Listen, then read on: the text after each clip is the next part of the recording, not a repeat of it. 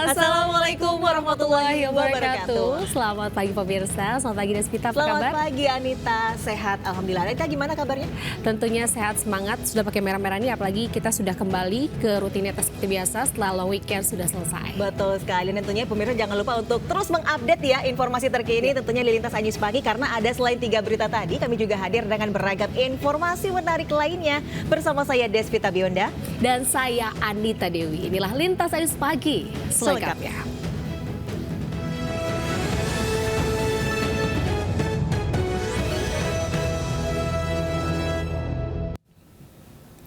Pemirsa, sebuah toko kue di Pulau Gadung, Jakarta Timur dibobol kawanan rampok bermobil. Pelaku yang berjumlah 4 orang mengambil barang berharga dan juga uang dari dalam toko dengan total kerugian mencapai puluhan juta rupiah.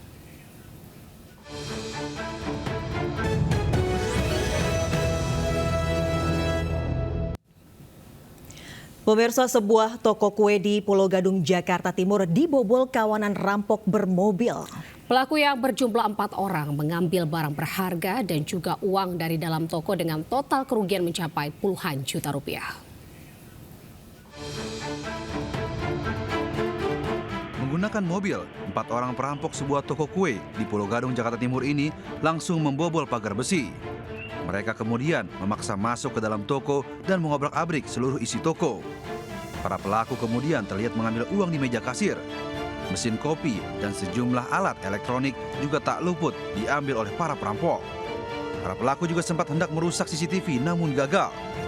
Usai beraksi, pelaku langsung melarikan diri. Akibat peristiwa itu, pemilik toko mengaku mengalami kerugian mencapai 30 juta rupiah. Sementara berbekal rekaman kamera CCTV, pemilik toko langsung melaporkan kejadian itu ke polisi. Waktu mau ngetir, ternyata pintu posisinya udah dicongkel gitu. Udah congkel? Terus ya saya panik, ada satpam lewat ya, saya panggil. Langsung teriak tuh manggil satpam? Panggil satpam ya, dia manggil teman-temannya dari orang polsek itu. Saat ini para pelaku tengah diburu aparat keamanan. Apalagi wajah pelaku terlihat jelas di kamera CCTV hingga identitas pelaku lebih mudah ditelusuri. Dari Jakarta, Rio Mar.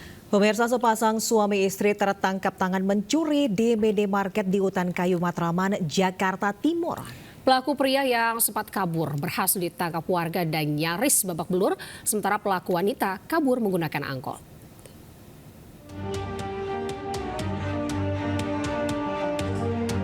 Pria pelaku pencurian minimarket ini nyaris babak belur di amuk massa saat dievakuasi dari minimarket Jalan Utan Kayu Raya, Matraman, Jakarta Timur. Sebelumnya ia terpergok saat beraksi di minimarket bersama istrinya. Saat menjalankan aksinya, pelaku wanita masuk ke minimarket, sementara pelaku pria menunggu di atas motor. Tetapi pelaku perempuan terpergok kasir minimarket hingga bergegas kabur. Warga bisa mengamankan pelaku pria, sementara pelaku wanita melarikan diri naik angkot. Mau belanja kita nggak tahu kan, jalannya langsung dia mundur, cowoknya itu ke belakang. Iya. Udah mundur langsung ke depan lagi, jalan raya. Pelakunya berapa orang sih, Bang? Dua orang. sama cewek. Oh, sama cewek. Iya. Selain pelaku, polisi turut mengamankan barang bukti senilai Rp179.000. Polisi kini memburu pelaku wanita yang sudah diketahui identitasnya. Dari Jakarta, Rio Manik, News melaporkan. Pemirsa, seorang asisten rumah tangga nekat mencuri berlian dan mata uang asing milik majikannya di Bekasi, Jawa Barat. Guna mengelabui petugas keamanan komplek, pelaku menaruh barang curian ke kantong berisi pakaian kotor.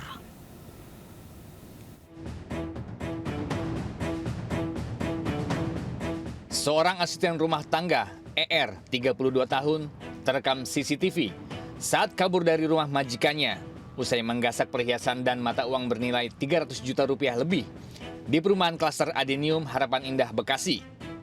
Guna mengelabui petugas keamanan, pelaku menyimpan barang curiannya bersama pakaian kotor dan berdalih akan ke laundry. Pelaku sebelumnya membobol brankas majikannya dengan memanfaatkan kondisi rumah majikan yang sepi. Pelaku kabur bersama rekannya menggunakan sepeda motor yang sudah menunggu di luar kompleks. Korban mengaku sangat menyayangkan aksi ART-nya yang sudah bekerja belasan tahun di rumahnya dan sudah dianggap bagian keluarga. Beberapa ART bilang bahwa mereka melihat Erna ya awalnya tuh bolak-balik. Pertama bawa berat-berat kayaknya, tapi kayak ditutupin pakai bed cover gitu ya. Terus udah gitu sama dibonceng sama ART yang sebelah rumah saya ya. Pasca kejadian, korban melapor ke polisi dan berharap pelaku ditangkap untuk mempertanggungjawabkan perbuatannya. Dari Bekasi, Jawa Barat, Rahmat Hidayat, iNews melaporkan. Kita ke informasi lainnya, pemirsa. Warga Kaliwungu di Kendal, Jawa Tengah mempunyai tradisi unik menyambut perayaan kelahiran Nabi Muhammad SAW. Ya, mereka berbagi makanan dan jajanan antara satu warga dengan warga lainnya.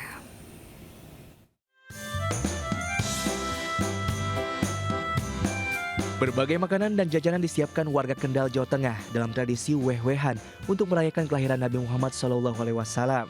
Makanan ditata di depan rumah, namun bukan untuk dijual, melainkan untuk saling tukar. Jajanan khas Kaliwungu selalu ada dalam tradisi ini, seperti sumpil dan ketan aneka warna. Banyak juga warga yang menyiapkan makanan siap saji. Bagi anak-anak di Kaliwungu, tradisi weh-wehan bak lebaran ketiga setelah Idul Fitri dan Idul Adha. Dengan mengenakan baju baru, mereka membawa makanan keliling kampung. Wewehan ya. Biasanya jajannya apa aja nih, Dek? Ada apa aja? Banyak ya? Ini keliling kampung atau gimana? Keliling kampung. Berarti bagi jajan apa tuker-tukeran jajan ini? Iya. Tuker-tukeran jajan? Artinya itu bahwa antara warga itu memberikan satu jenis jajanan tertentu kepada warga yang lain, tapi dengan maksud dan tujuan yang sebenarnya adalah untuk saling bersedekah. Tradisi ini mengajarkan nilai saling memberi dan menerima dengan sukacita menyambut bulan kelahiran Nabi Muhammad SAW. Dari Kendal, Jawa Tengah, Edi Prayitno, iNews melaporkan. Pemirsa, 4 rumah terbakar hebat di Klender, Durensawit, Jakarta Timur. Ya, akibat kejadian ini seorang penghuni terluka dan harus mendapat perawatan medis.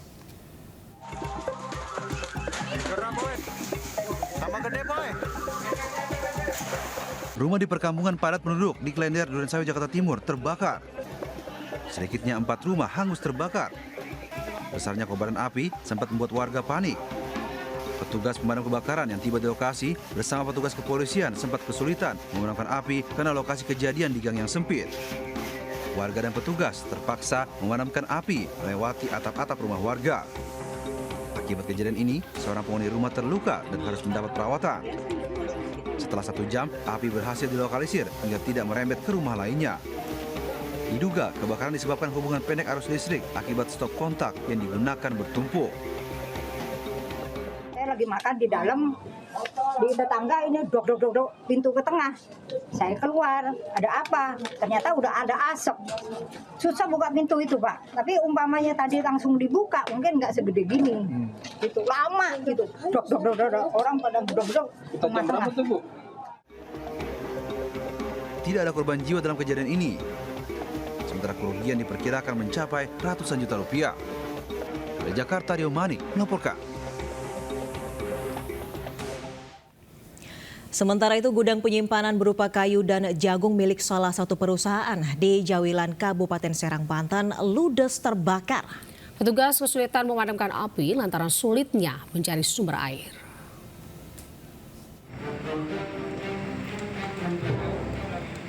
Sebuah gedung penyimpanan triplek dan jagung di Jawilan, Kabupaten Serang, Banten, ludes terbakar.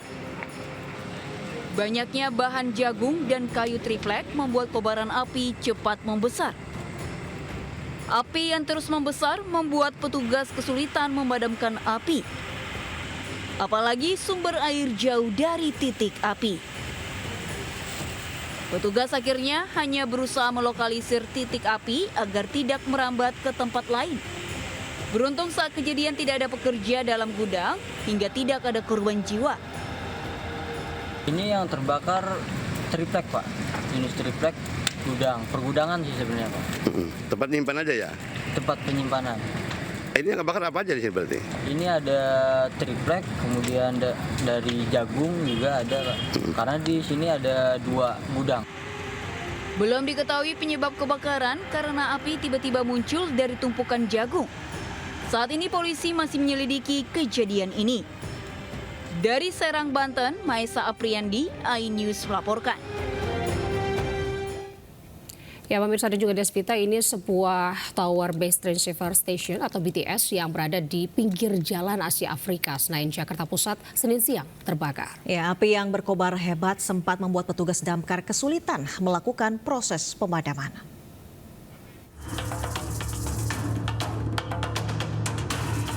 Api berkobar hebat di sebuah BTS yang berada di pinggir Jalan Asia Afrika, Senayan, Jakarta Pusat. Tower BTS yang menjadi stasiun pemancar dan penerima telepon seluler tersebut terbakar secara tiba-tiba hingga membuat sejumlah pengendara yang melintas panik. Mereka pun terpaksa harus berjalan ke jalur paling kanan guna mengantisipasi hal-hal yang tak diinginkan. Petugas Sudin Penanggulangan Kebakaran dan Penyelamatan Kota Jakarta Pusat yang tiba di lokasi langsung berupaya melakukan pemadaman. Api sempat membesar hingga aliran listrik yang masih dalam keadaan menyala sempat membuat petugas damkar kesulitan melakukan proses pemadaman.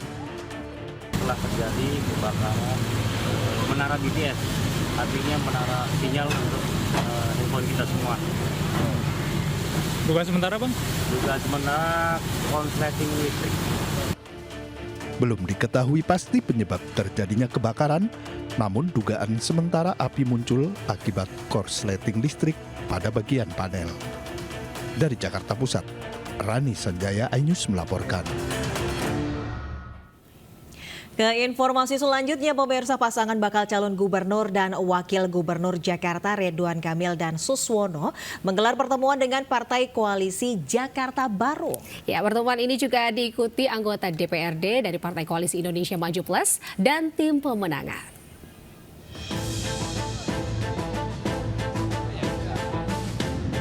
Bakal calon gubernur dan wakil gubernur Jakarta Ridwan Kamil dan Suswono menggelar pertemuan dengan Partai Koalisi Jakarta Baru. Pertemuan ini dihadiri anggota DPRD dari Partai Koalisi Indonesia Maju Plus, Ketua Tim Pemenangan, serta dihadiri langsung Ketua Harian Partai Gerindra, Sufmi Dasko. Usai pertemuan, Sufmi Dasko mengatakan sejumlah strategi dan pembagian tugas telah disampaikan kepada anggota DPRD terpilih dan Partai Koalisi Kim Plus untuk memenangkan Pilgub Jakarta. Ya, kalau kami akan lebih banyak mengandalkan kerja-kerja lapangan, di mana kerja-kerja lapangan itu akan diambil oleh anggota-anggota dari partai koalisi yang duduk di parlemen dan tentunya sudah menguasai peta wilayah dan basis mereka masing-masing. Dasko menambahkan, tim pemenangan secara keseluruhan akan diumumkan pasangan calon Ridwan Kamil Suswono pada Rabu mendatang. Dari Jakarta, Wenda Nura, Wildana Aulia, Zulkarnain, iNews melaporkan. Sementara itu, bakal calon wakil gubernur Jakarta Rano Karno mengunjungi 2 lokasi di Jakarta Barat untuk bertatap muka dengan masyarakat. Rano Karno berjanji akan melanjutkan program KJP jika menang dalam kontestasi Pilgub 2024 mendatang. Salah satu lokasi yang dikunjungi Rano Karno adalah kawasan padat penduduk di kawasan Kalideres, Jakarta Barat. Di lokasi ini, Rano Karno mengunjungi bazar minyak goreng murah di Jalan Tanjung Pura, Pegadungan. Dalam kesempatan tersebut, Rano mendengarkan keluh kesah masyarakat terkait kartu Jakarta Pintar KJP yang sebentar lagi masanya akan berakhir. Rano pun menyatakan akan melanjutkan program KJP jika menang dalam kontestasi Pilgub 2024 mendatang. Menurutnya, program KJP telah banyak membantu siswa keluarga kurang mampu dalam pembiayaan pendidikan dan akan menjadi prioritas utama visi pasangan Pramono Rano. Simpel, sekolah. Misal bang, di sini dulu ada PAUD, sekarang PAUDnya jauh. Nah itu kan harus kita dengar. SD, SMP ada nggak? Ada bang, tapi jauh. Nah ini kan, ini bagian bagaimana cara kita mendekati ini. Tapi kan kita mesti jumlah, maaf nih, bangun sekolah itu kan harus punya standar. SD misalnya berapa? Wah bang, di sini anak-anak cuman maaf, bisa 30 orang. Ya nggak mungkin kita bikin SD sampai jadi kelas 1 sampai kelas 6 kan. Pemirsa, mengisi liburan dengan konvoi dan geber motor di jalanan, puluhan remaja di kota Probolinggo diamankan tim gabungan. Selanjutnya para remaja ini digelandang ke Mapores untuk dilakukan pembinaan. Tim Meteor yang mendapat laporan warga mendatangi tempat anak muda yang konvoi dan menggeber motor di Jalan Semeru, Kecamatan Kademangan, Kota Probolinggo, Jawa Timur. Penggerbekan ini berawal dari laporan masyarakat yang resah akibat ulah puluhan anak muda bermotor ini. Sekitar 50 remaja beserta motor tidak sesuai spek seperti knalpot, brong maupun motor protol diangkut ke Mapores Probolinggo Kota. Selanjutnya mereka diberi pembinaan agar tidak mengulangi lagi dan kendaraannya ditilang. Dari hasil pendataan sementara, para remaja rata-rata berusia belasan tahun dan menggelar konvoi untuk mengisi liburan. Masyarakat melaporkan ke grup Meteor yang ada, akhirnya kita tindak lanjuti, kita amankan mereka, kemudian kita bawa ke Mako, kita lakukan pembinaan dan kendaraannya kita tilang.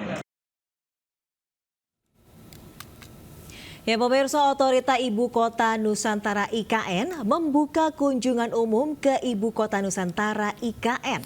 Ya, pengunjung berkesempatan untuk melihat Plaza Seremoni dan juga Taman Kusuma Bangsa Nusantara secara langsung.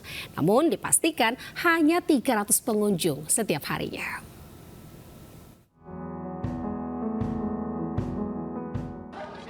Di rest area inilah menjadi titik kumpul warga yang ingin masuk ke kawasan IKN.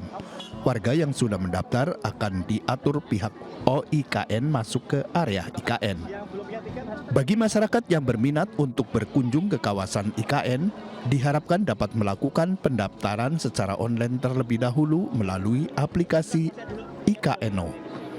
Ini merupakan layanan digital terintegrasi Ibu Kota Nusantara IKN. Kunjungan dapat dilakukan setiap hari pada pukul 9.00 hingga 17.00 waktu Indonesia bagian tengah. Selanjutnya pengunjung dilayani oleh bus transportasi e-bus yang selanjutnya membawa para pengunjung masuk ke dalam area IKN. Area yang dibuka yakni Plaza Seremoni dan Taman Kusuma Bangsa Nusantara. Dibukanya secara umum, area IKN adalah kesempatan untuk merasakan semangat pembangunan ibu kota masa depan Indonesia. Kunjungan terbuka ini adalah yang perdana 16 September bagi masyarakat umum bisa menikmati kawasan inti pusat pemerintahan Ibu Kota Nusantara. Jadi tujuannya adalah agar masyarakat bisa melihat sendiri bagaimana pembangunan Ibu Kota Nusantara ini berlangsung dan bagaimana pengerjaan yang bangunan-bangunan yang sangat indah. Senang banget karena kesempatan untuk melihat IKN secara langsung, melihat pembangunan Ibu Kota Nusantara di kota kami itu sangat excited sekali sehingga kita rame-rame kesempatan tanggal merah untuk berkunjung ke sini. Meski diperuntukkan untuk umum, kawasan IKN saat ini masih dalam proses pembangunan dan mempertimbangkan aspek keamanan, ketertiban serta keselamatan. Jumlah pengunjung pun dibatasi maksimal 300 orang per hari. Dari kawasan Ibu Kota Nusantara, Mukmin Aziz, iNews melaporkan. Ya, pemirsa dan juga Desvita, hari terakhir libur panjang periode Maulid Nabi, rekayasa lalu lintas one way di kawasan Puncak Bogor sudah tidak diberlakukan. Ya, meski sempat terjadi kemacetan saat diterapkan one way ke arah Jakarta, saat ini lalu lintas terpantau ramai lancar. Dan berikut laporan Jen Cahyadi dari kawasan Gadok, Bogor, Jawa Barat. Pemirsa, kawasan Puncak Bogor masih menjadi kesayangan masyarakat untuk menikmati waktu liburnya seperti saat ini long weekend atau libur panjang periode Maulid Nabi.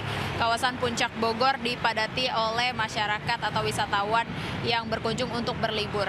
Dan di tempat saat ini saya melaporkan, yakni di kawasan Simpang Gadok, untuk saat ini lalu lintas terpantau ramai lancar dan didominasi oleh kendaraan roda 4 dan juga roda 2 berplat nomor B dan F.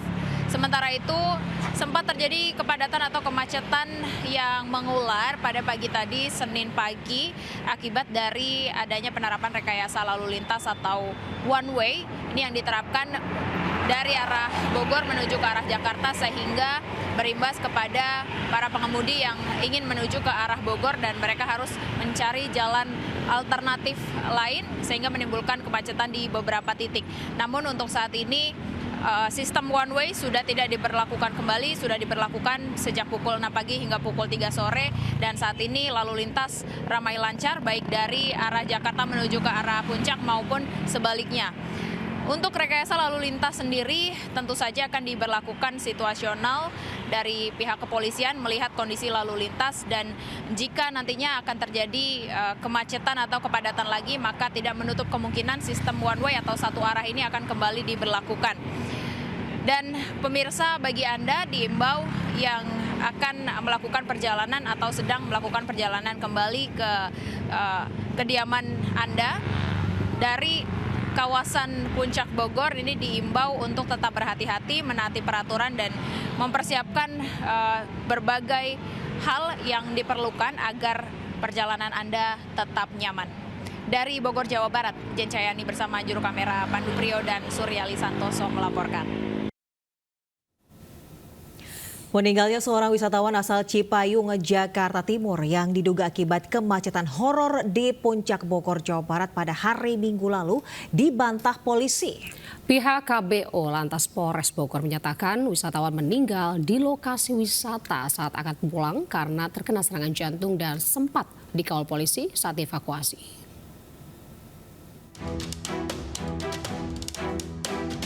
Polisi meluruskan terkait berita meninggalnya seorang wisatawan saat kemacetan horor di jalur Puncak Bogor, Jawa Barat yang mencapai 10 jam lebih hari Minggu lalu. Menurut polisi, korban yang merupakan seorang wisatawan asal Cipayung, Jakarta Timur meninggal dunia di sebuah tempat wisata.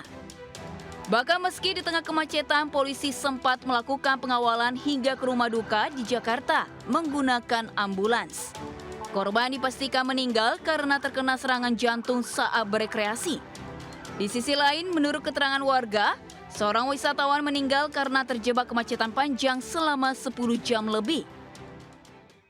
Berita terkait wisatawan di kawasan Puncak yang meninggal karena serangan jantung itu memang betul, namun wisatawan tersebut pada saat terjadi serangan jantung itu masih berada di kawasan wisata. Jadi masih berada di kawasan wisata karena memang punya riwayat dan merasa sesak napas, maka yang bersangkutan itu langsung naik ke bis dan pingsan. Kejadiannya di sini habis dari wisata dari Gunung Mas. Dia aja memang punya penyakit, katanya sih dengar kayak penyakit asma gitu, mungkin kecapean atau kedinginan. Mau dibawa ke rumah sakit juga nggak bisa karena macet total kan nggak gerak. Meninggalnya sih informasi dari di jalan. Sebelumnya, kemacetan panjang terjadi saat libur panjang Maulid Nabi pada Minggu lalu. Meski polisi sudah melakukan sistem buka tutup, warga dan para wisatawan terjebak kemacetan hampir di sepanjang jalur Puncak selama 10 jam lebih. Dari Bogor, Jawa Barat, Wildan melaporkan. Ya, pemirsa, libur panjang dalam rangka peringatan Maulid Nabi menjadi momen warga untuk menghabiskan waktu bersama keluarga. Ya, betul sekali Anita. Kebun Binatang Ragunan salah satu destinasi favorit bagi warga menghabiskan waktu libur. Dan berikut laporan Hamzah Hasibuan dari kawasan Ragunan, Jakarta Selatan. Pemirsa, libur terakhir long weekend dalam memperingati Maulid Nabi dimanfaatkan oleh masyarakat Kota Jakarta dan sekitarnya untuk menikmati destinasi wisata yang ada. Salah satu destinasi wisata yang masih menjadi favorit bagi masyarakat Kota Jakarta dan sekitarnya adalah Kebun Binatang Ragunan. Sejak Senin pagi tadi, Kebun Binatang Ragunan ini sudah mulai dipadati oleh pengunjung dari berbagai kalangan, mulai dari anak-anak hingga dewasa. Selain itu juga terlihat banyak pengunjung yang mengajak keluarga untuk menikmati momen libur kali ini. Seperti yang terlihat di belakang saya kali ini, ada berbagai pengunjung yang antusias untuk melihat salah satu satwa endemik juga yang umum ditemui di Indonesia, yaitu gajah Sumatera. Pengunjung terlihat membawa anak-anak untuk mengedukasi, untuk memberi mereka ilmu terkait satwa-satwa yang ada dan menjadi koleksi di Kebun Binatang Ragunan kali ini. Bagi pemirsa yang ingin datang dan hadir ke Kebun Binatang Ragunan, tentunya tiket yang ditawarkan juga terbilang cukup murah karena hanya dengan Rp4.000 untuk orang dewasa dan Rp3.000 untuk anak-anak, pemirsa sudah bisa menikmati momen sekalian untuk melihat satwa-satwa yang menjadi koleksi di Kebun Binatang Ragunan kali ini. Bagi pengunjung tetap dihimbau untuk memperhatikan keselamatan anak-anak dan menjaga kebersihan untuk kenyamanan bersama. Dari Jakarta, Hamzah Hasibuan, Leman, iNews melaporkan. Pemirsa, dengan berakhirnya masa liburan Maulid Nabi, banyak warga pulang ke tempat asalnya untuk kembali beraktivitas. Ya, salah satunya di Stasiun Pasar Senen, Jakarta Pusat. Sebanyak 37.000 penumpang tiba di puncak arus balik libur panjang Maulid Nabi. Pemirsa, di Stasiun Pasar Senen, Jakarta Pusat terpantau begitu padat oleh sejumlah penumpang yang baru saja datang pada hari ini di Stasiun Pasar Senen, Jakarta. Bisa dilihat bahwa kepadatan terlihat di area kedatangan, di mana ini banyak sekali masyarakat yang baru saja datang, khususnya di hari terakhir long weekend Maulid Nabi Muhammad kali ini. Anda bisa melihat banyak sekali masyarakat yang datang dari berbagai kota favorit, seperti dari kota Surabaya, Malang, Solo, dan lain sebagainya. Saya dengan Ibu Sari. Ibu Sari hari ini baru datang ya? Ya, baru datang. Habis jalan-jalan liburan ke Jogja. Sama siapa? Sama anak saya, sama teman-teman kantor. Rame-rame. Kebetulan saya ngajak anak saya yang satu ini. Lalu kita bergeser ke berbagai area lain.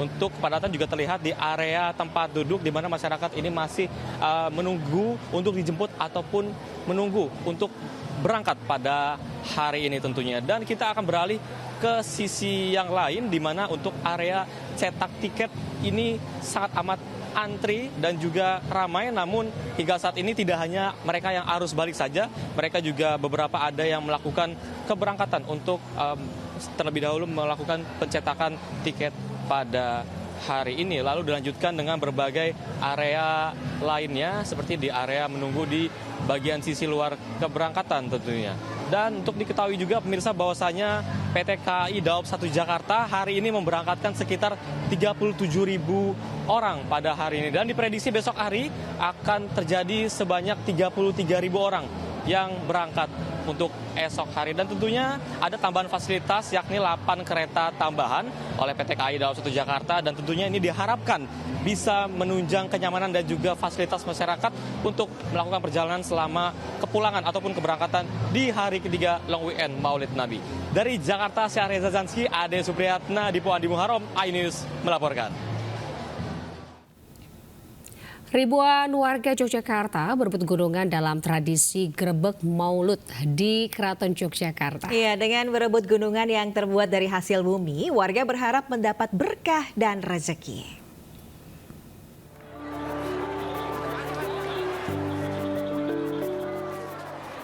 Ribuan warga berebut gunungan di halaman Masjid Gede Keraton Yogyakarta Senin siang.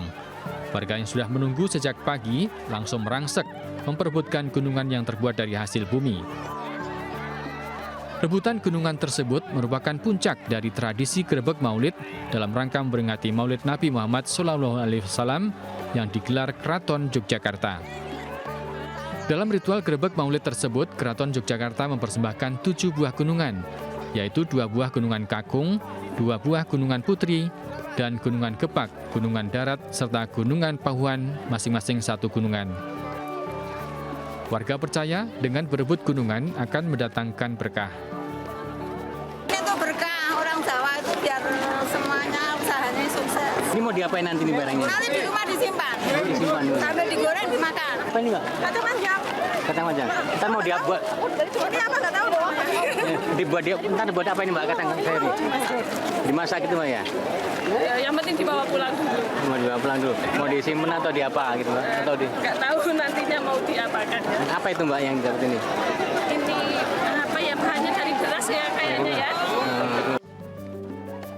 Tradisi grebek maulid yang digelar Keraton Yogyakarta ini diawali dengan keluarnya Begodo atau prajurit keraton lengkap dengan persenjataannya, serta pasukan gajah dan berkuda.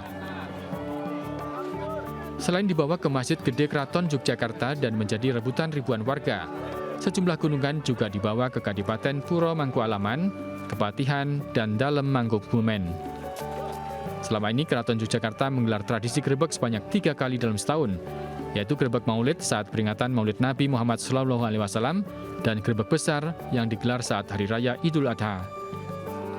Dari Yogyakarta, Gunanto Farhan, iNews melaporkan. Ya, kita beralih ke informasi olahraga pemirsa dan Anita. Sempat dikabarkan tidak hadir karena diminta sang anak untuk tidak menonton langsung. Artis sekaligus presenter Irfan Hakim datang diam-diam menyaksikan anaknya Aisyah Maidina Hakim bertanding dalam Pekan Olahraga Nasional PON ke-21 Aceh Sumut cabang olahraga berkuda equestrian. Ya, sang anak Aisyah Maidina Hakim berhasil meraih medali emas untuk kategori bergu lompat rintangan 100 cm.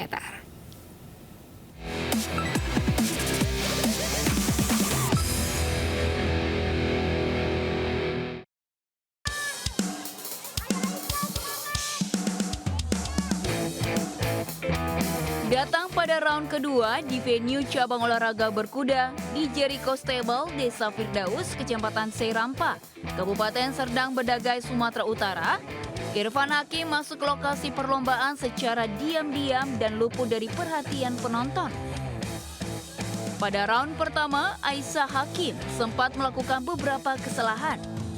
Ramainya masyarakat yang menonton yang memanggil namanya dan kudanya diduga menjadi penyebab Aisyah Hakim menjadi grogi.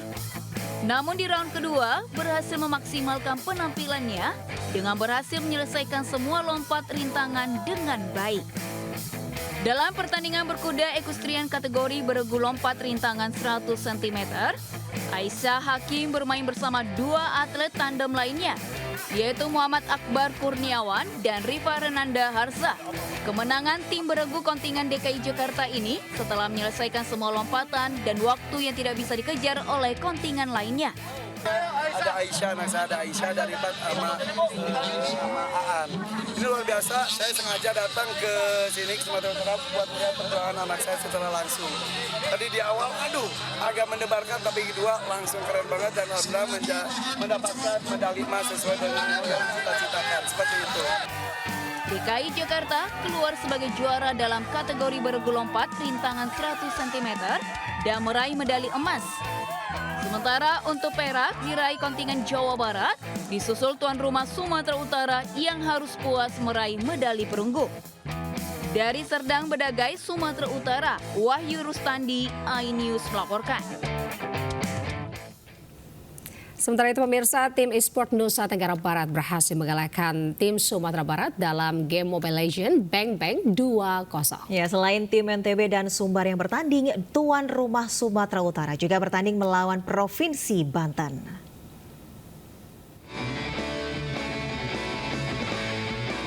Cabang olahraga e-sport mempertandingkan game Mobile Legends antara Sumatera Barat melawan Nusa Tenggara Barat pada PON 21 Aceh Sumut di Ballroom MICC Medan Senin siang. Dalam pertandingan pertama ini ada 8 provinsi yang bertanding di game Mobile Legends. Untuk pertandingan pertama, tim e-sport NTB menang melawan tim e-sport dari Sumatera Barat dengan skor 2-0. Tim NTB terus menggempur pertahanan Sumatera Barat dengan hero-hero andalan tim NTB. Dalam babak pertama, tim NTB bermain cepat dan langsung masuk lalu menghancurkan tower milik Sumbar. Karena kita kan udah persiapan tuh dari bulan Maret mungkin, jadi kalau dari persiapan udah lumayan matang lah bisa dibilang. Mungkin kalau dibilang masuk ke tim profesional ya ke tim Onyx ya, karena dulu saya juga pernah main di Onyx cuman di MDL. Itu pun satu season, jadi kayak pengen ngebuktiin lagi lah main di Onyx. Untuk pertandingan selanjutnya, Rizky Pangestu menambahkan tidak ada persiapan khusus, namun timnya akan melakukan evaluasi pertandingan sebelumnya. Selain Mobile Legends, ada 2 game lagi yang dipertandingkan, seperti Battle of Guardian dan Honor of Kings. Dari Medan, Sumatera Utara, Ahmad Ridwan Nasution, iNews melaporkan. Kontingen Jawa Tengah berhasil meraih medali emas cabang olahraga anggar pada nomor sabel beregu putra Pekan Olahraga Nasional 21 Aceh Sumut 2024. Tim Anggar Jawa Tengah meraih medali emas pada nomor sabel beregu putra pada Pekan Olahraga Nasional 21 Aceh Sumut 2024. Pertandingan berlangsung di Hall Anggar Kompleks Stadion Harapan Bangsa, Banda Aceh. Cabang olahraga anggar nomor sabel beregu putra Provinsi Jawa Tengah terdiri dari Ikhwan Zulkarnain, Muhammad Angga Maulana, Julian Muhammad Aditama, dan Yusuf Renaldi. Berakhir dengan skor 4-5-3-6. Sementara medali perak diraih Jawa Barat yang diperkuat oleh Andri Satria Permana, M. Iqbal Jailani Al-Husyairi, Marvin Trisakti, dan Tifra Mikhail Simanjuntak. Sedangkan perunggu diraih Provinsi Aceh. Saya nggak nyangka bisa mendapatkan emas ini karena saya juga paling muda di sini, pertama juga ikut pon. Emas ini terutama saya serahkan untuk kedua orang tua saya. Yang pertama, yang kedua untuk semua keluarga besar saya dan para teman-teman saya, sahabat saya, saudara saya. Ke depan mungkin saya bisa mempertahankan emas ini dan bisa menjadi atlet nasional. Piston menambahkan telah mempersiapkan diri sejak 6 bulan lalu untuk PON ini. Dan meskipun ini merupakan PON pertamanya, ia berharap dapat terus mengikuti kejuaraan anggar serta menambah koleksi medali emas di masa mendatang. Dari Banda Aceh, Sukri Sarifuddin melaporkan. Dan berikut perolehan medali sementara peserta PON 21 2024 Aceh Sumatera Utara hingga Senin malam.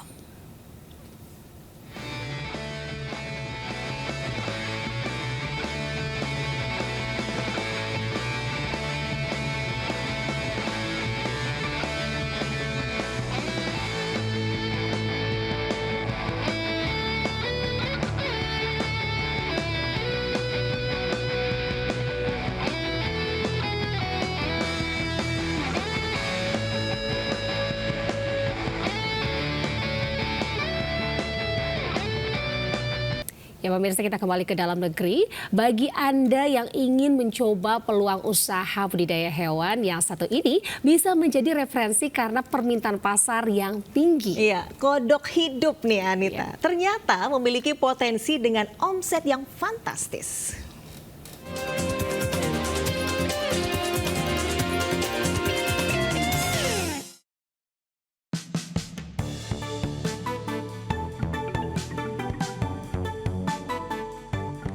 Inilah Wayan Suryawan, warga Denpasar yang melirik peluang budidaya kodok di tengah kemajuan pariwisata khususnya di Bali. Sejak tahun 2021 lalu, Wayan memulai usaha pembesaran kodok budidaya sebelum akhirnya melakukan pemijahan secara mandiri. Lahan minimalis seluas 100 meter persegi di kawasan Jalan Tunjung Sari, Banjar Tegesari, Denpasar Barat dimanfaatkan Wayan membudidayakan kodok hasil persilangan bullfrog dan kodok lembu. Pemijahan menjadi tahapan tersulit dalam budidaya kodok. Karena dari 10.000 telur yang diproduksi kodok betina yang tumbuh jadi kecebong sekitar 5-6.000 tergantung kondisi air. Budidaya kodok dari telur hingga mencapai ukuran maksimal 500 gram ke atas per ekor membutuhkan waktu 4 hingga 5 bulan. Saat ini Wayan dapat memenuhi sekitar 200 kg kodok untuk dipasok ke restoran di Bali. Kita masih kekurangan untuk mencukupi kebutuhan pasar. Untuk satu toko itu, satu resto itu mungkin sekitar 600 kiloan, hampir setengah ton lah. Kodok dijual mulai Rp75.000 hingga Rp85.000 per kilogram, tergantung ukurannya. Setiap bulan Wayan pun meraih omset hingga Rp15 juta. Wayan siap mendampingi dan memasok bibit kodok bagi warga yang ingin membudidayakan kodok, melihat permintaan pasar yang tinggi. Dari Denpasar, Bali, Indira Ari, Ainus melaporkan. Ya, dari Bali kita bergeser ke Jawa Timur nih Anita. Tak disangka di tengah hutan lebat Pegunungan Hiang, Kecamatan Tanggul, Jember, Jawa Timur, ternyata terdapat sebuah air terjun yang sangat cantik. Air terjun Antrokan namanya. Betul sekali Deswita, ini lokasinya yang terpencil membuat air terjun ini masih alami, belum banyak tersentuh manusia.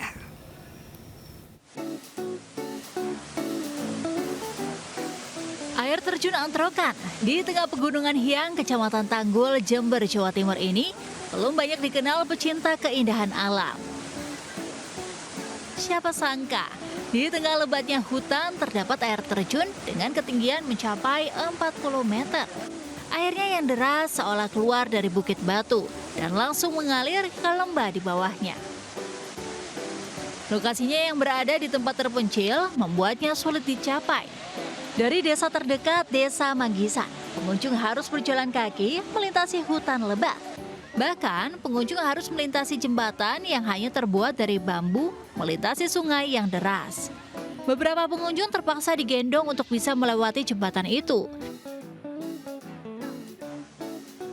Dan lelah terbayar saat tiba di air terjun Antrokan.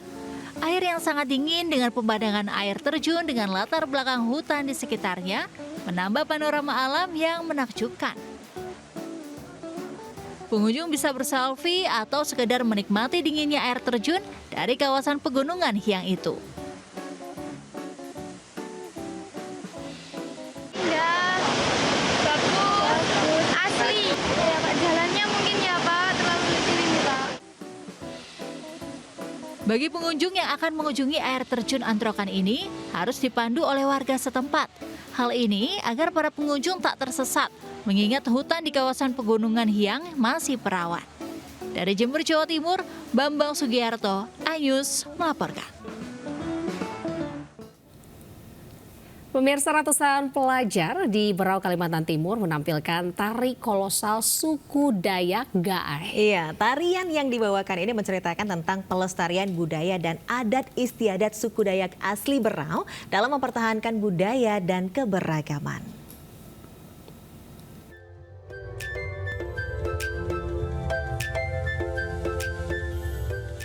Berlokasi di lapangan pemuda Tanjung Redep, Kabupaten Berau, Kalimantan Timur, ratusan pelajar dari berbagai sekolah ini menampilkan tari kolosal suku Dayak Gaai yang menjadi suku Dayak asli Berau dari desa Tumbit Dayak.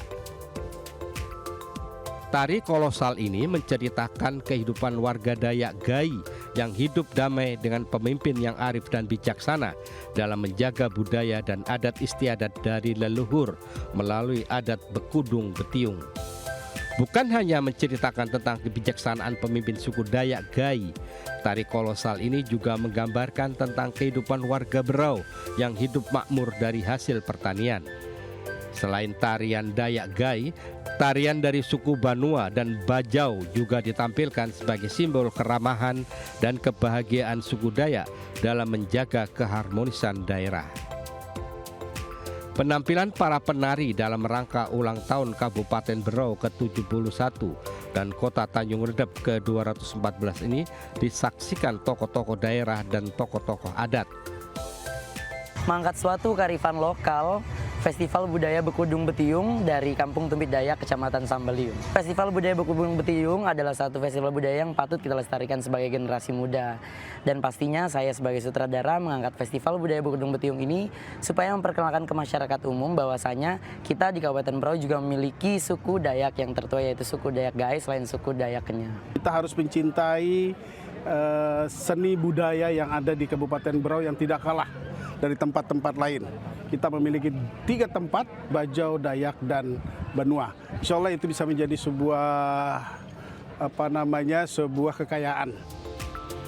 Bukan hanya menampilkan tari-tarian 3 suku asli Berau, momen Hari Jadi Berau ini juga ditutup dengan pemotongan puncak Rasul yang merupakan makanan khas suku Banua oleh Bupati Berau dengan disaksikan Kesultanan Sambaliung dan Kesultanan Gunung Tabur.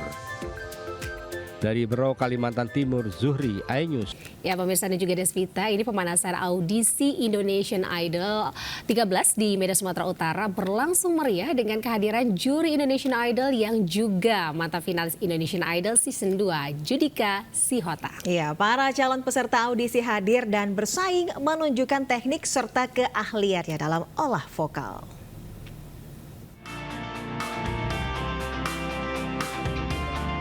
Ribuan calon peserta antusias hadir pada ajang pemanasan Indonesian Idol yang digelar di Plaza Medan Fair, Kota Medan, Sumatera Utara.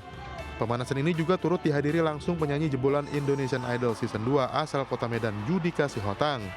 Judika sempat membawakan beberapa lagu terbaiknya, serta membagikan tips kepada para calon peserta yang akan mengikuti audisi, agar berhasil mendapatkan golden ticket dan menjadi juara di Indonesian Idol. Salah satu kontestan yang hadir juga mendapatkan blue ticket dari Judika, usai menunjukkan kebolehannya bernyanyi di atas panggung dan berhak langsung ke Jakarta tanpa mengikuti audisi di Medan. Rasanya pasti seneng banget, karena pertama kali juga aku bertemu dengan Bang Judika, dan juga puji syukur, aku juga bersyukur banget aku bisa mendapatkan tiket ini dari Bang Judika. Nah, ini adalah mungkin ini yang terramai, terseru, termeriah. Apalagi tadi datang juga Bang Judika ya sebagai alumni Indonesian Idol dan hadir di sini mungkin tadi sekitar 3.000 sampai 4.000 orang yang hadir di sini memenuhi acara di pemanasan Indonesian Idol. Audisi ajang pencarian bakat menyanyi terbesar di Indonesia ini digelar di Universitas Sumatera Utara, Kota Medan, dan menjaring kontestan terbaik dari Sumatera Utara untuk melaju ke babak selanjutnya. Dari Medan, Sumatera Utara, Ahmad Ridwan Nasution, iNews melaporkan.